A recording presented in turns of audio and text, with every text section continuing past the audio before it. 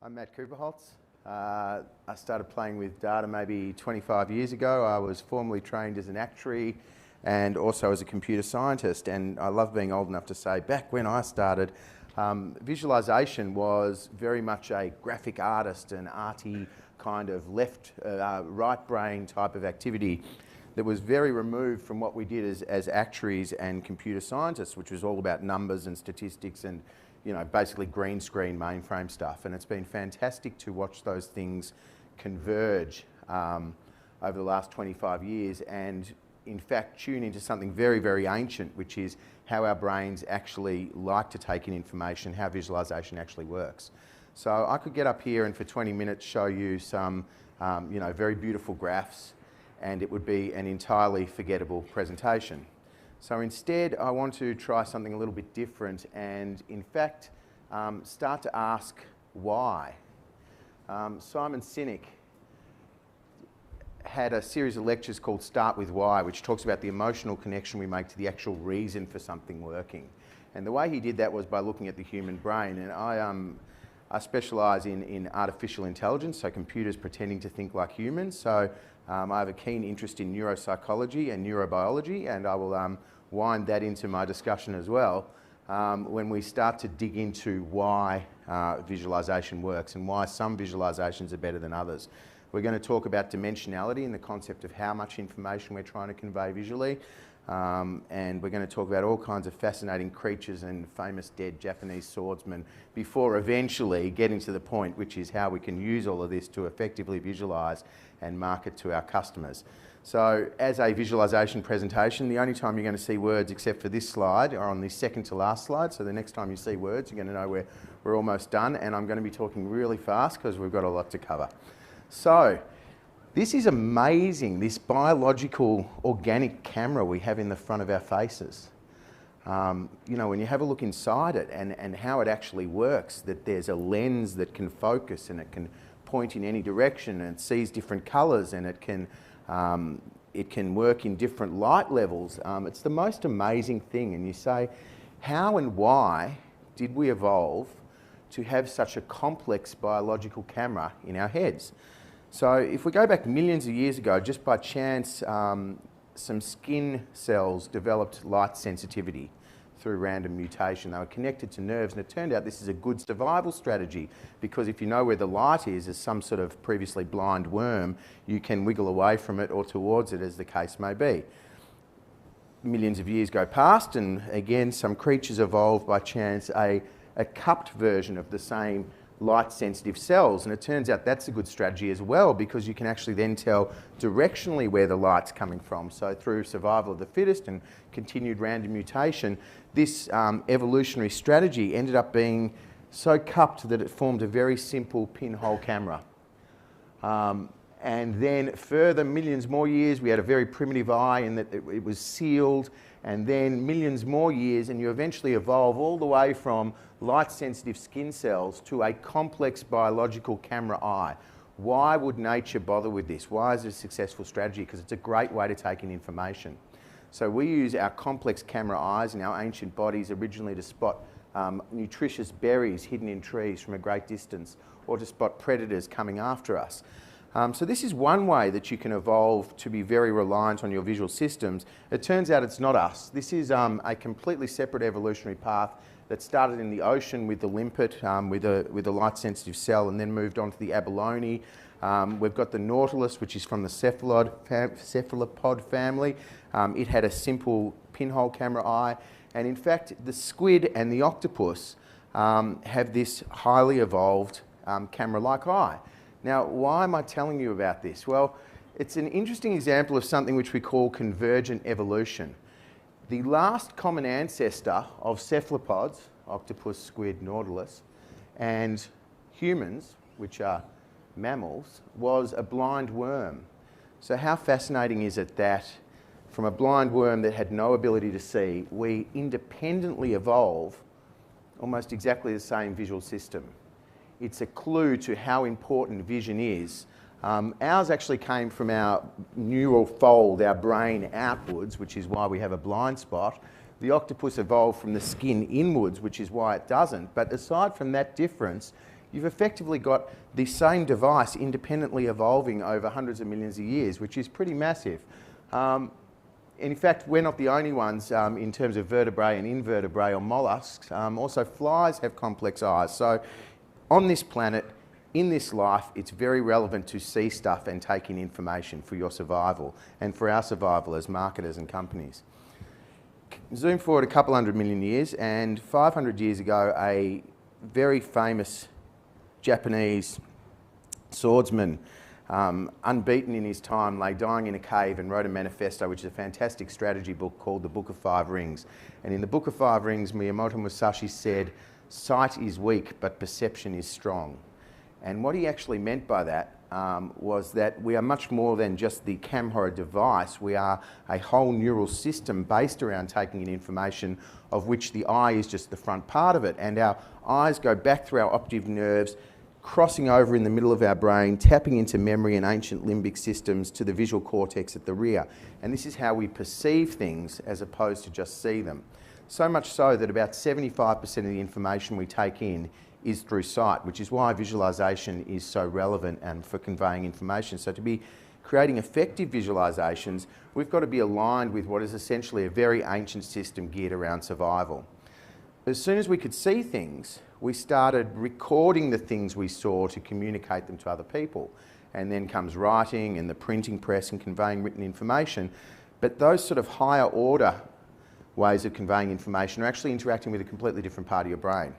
So if you consider that you could have a digital speedo or an analog speedo, and it seems to make a lot of sense, let's just read the number.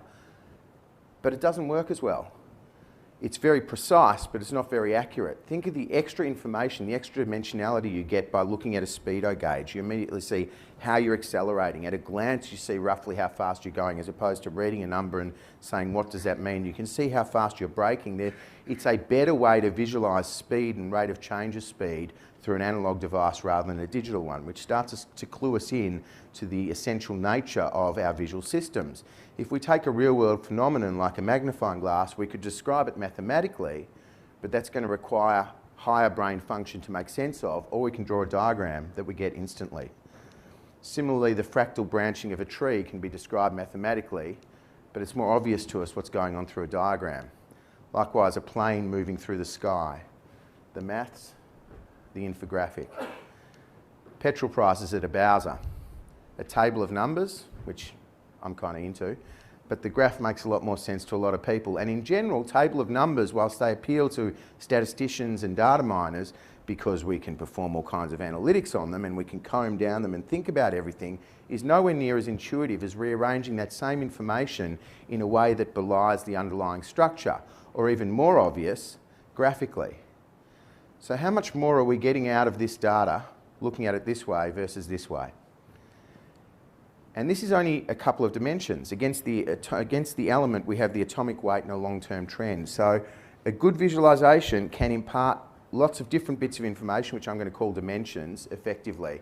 And this is a very old visualization. It's about 200 years old. And this visualization, so it obviously wasn't made by a computer, describes Napoleon's failed march upon Russia, which he unintelligently decided to do in the middle of winter.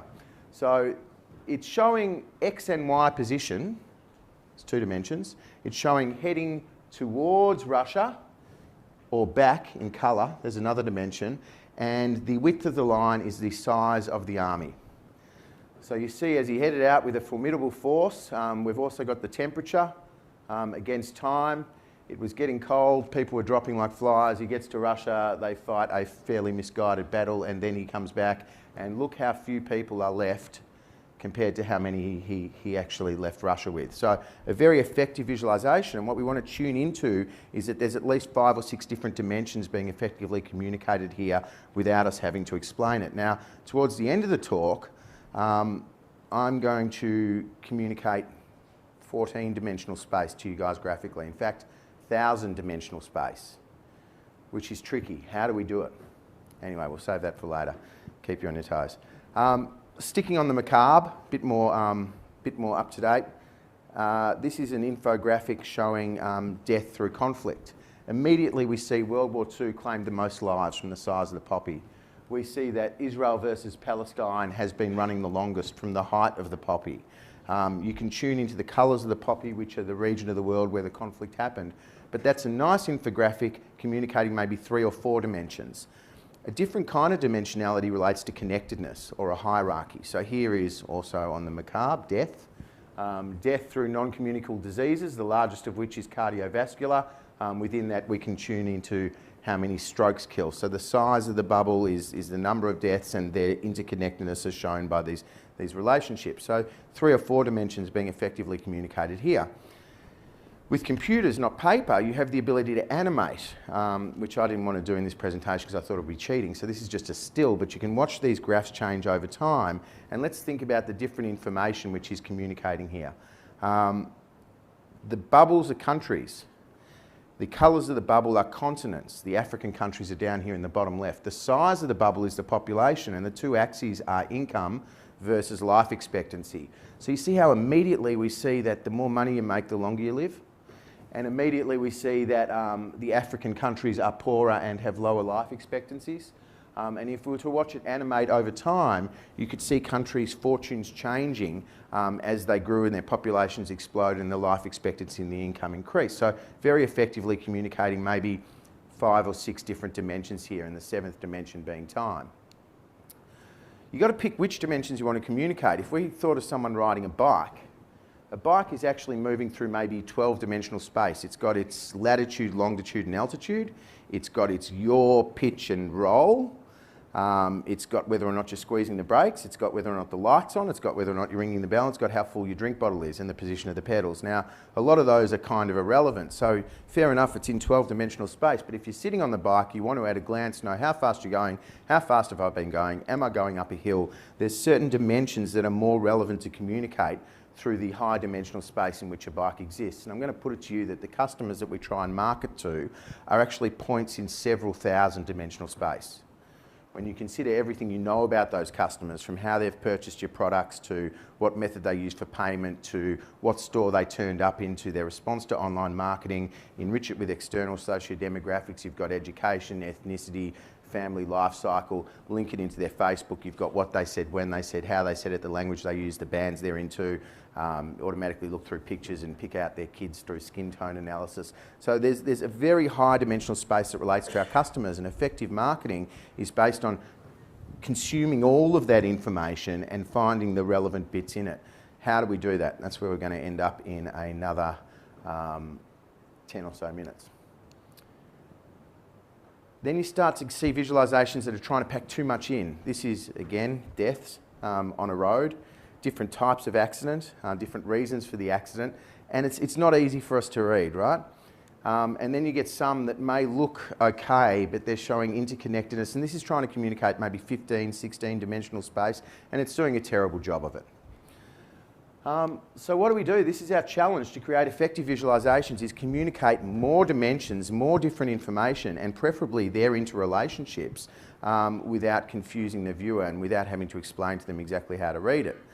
One thing we can do is move from 2 dimensions to 3 dimensions. Now, I bought one of these in the 1990s. It was hideously expensive and very hard to use, and it turns out that it gives you a separate screen on each eye and you can see in 3 dimensions. You can do the same thing today with a $5 cardboard box and your smartphone that Google will sell you. But nevertheless, if you move into 3-dimensional space, you've got more options for visualization.